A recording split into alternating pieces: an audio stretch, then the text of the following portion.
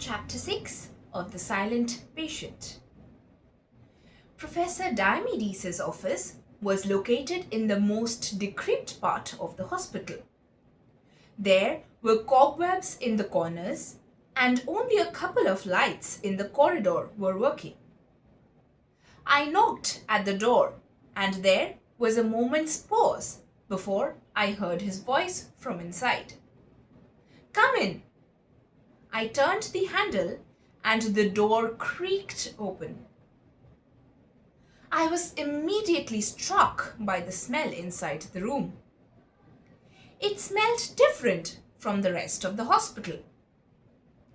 It didn't smell like antiseptic or bleach. Rather, bizarrely, it smelled like an orchestra pit. It smelled of wood, strings and bows, polish and wax. It took a moment for my eyes to become accustomed to the gloom. Then I noticed the upright piano against the wall, an incongruous object in the hospital. 20 odd metallic music stands gleamed in the shadows, and a stack of music sheets were piled high on a table. An unsteady paper tower reaching for the sky. A violin was on another table next to an oboe and a flute. And besides it, a harp, a huge thing with a beautiful wooden frame and a shower of strings. I stared at it, open-mouthed. Diomedes laughed. "You're wondering about the instruments," he said. He sat behind his desk, chuckling. "Are they yours?" "They are. Music is my hobby." "No, I lie. It's my passion." He pointed his finger in the air dramatically. The professor had an animated way of speaking, employing a wide range of hand gestures to accompany an undertone his speech, as if he were conducting an invisible orchestra. "I run an informal music group," he said, "open to whoever wishes to join, staff and patients alike. I find music to be the most effective therapeutic tool." He paused to recite in a lilting musical tone, "Music hath charms to soothe a savage beast. Do you agree?" "I'm sure you're right." Diomedes peered at me for a moment. "Do you play?" "Play what?"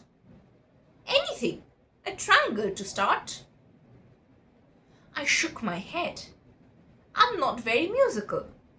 I played the recorder a bit at school when I was young. That was about it." "Then you can read music?" "That's an advantage." "Good. Choose any instrument. I will teach you." I smiled and again shook my head. "I'm afraid I'm not patient enough." "No? Well, patience is a virtue you would do well with to cultivate as a psychotherapist. You know, in my youth, I was undecided whether I should be a musician, a priest, or a doctor." Diomedes laughed. "And now I'm all three." "I suppose that's true." "You know," he said, switching subject without even a hint of a pause, "I was the deciding voice at your interview. The casting vote, so to speak. I spoke strongly in your favor. You know why? I'll tell you. I saw something in you, Theo. You remind me of myself. Who knows? In a few years, you might be running this place." He left the sentence dangling for a moment, then sighed. If it is still here, of course. You think it won't be? Who knows? Too few patients, too many staff.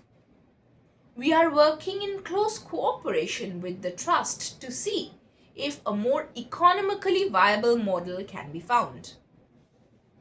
Which means we are being endlessly watched, evaluated, spied upon. How can we possibly do therapeutic work under such conditions, you might well ask? As Winnicott said, you can't practice therapy in a burning building. He shook his head and looked his age suddenly, exhausted and weary.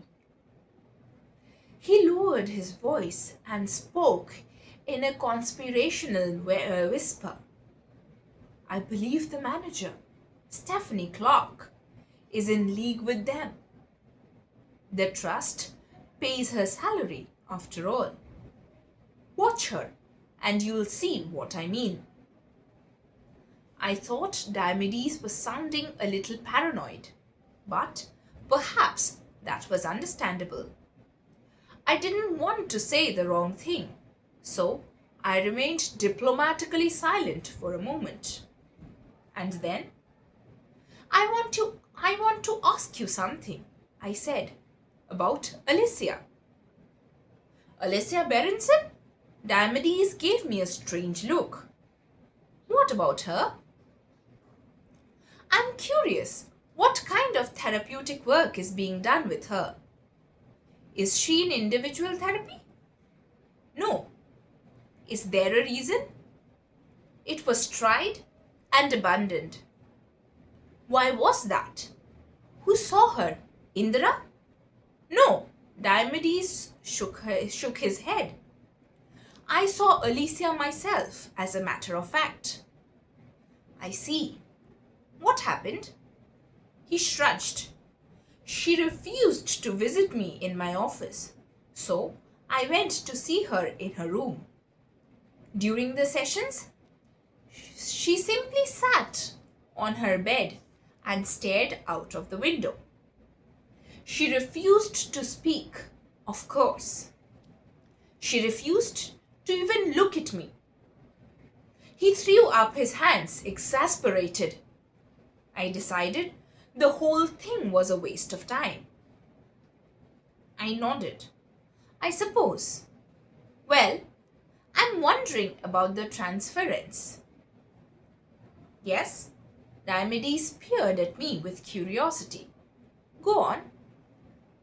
It's possible, isn't it, that she experienced you as an authoritarian presence? Perhaps potentially punitive? I don't know what her relationship with her father was like, but Diomedes listened with a small smile, as if he were being told a joke and anticipating the punchline. But you think she might find it easier to relate to someone younger? He said.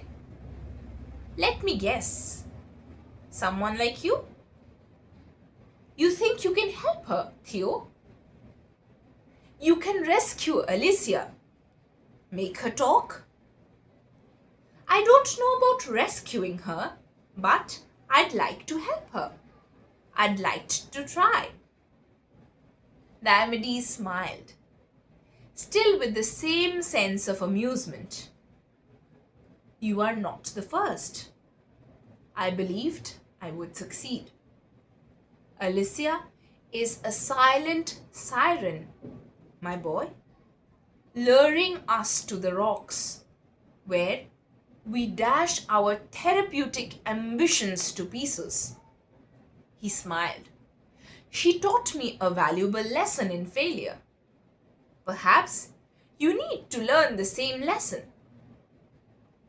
I met his gaze defiantly. Unless, of course, I succeed. Diomedes' smile vanished, replaced by something harder to read. He remained silent for a moment, then made a decision. We'll see, shall we? First, you must meet Alicia.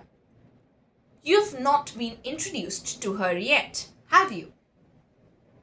Not yet, no. Then ask Yuri to arrange it, will you? Report back to me afterwards. Good, I said, trying to conceal my excitement. I will.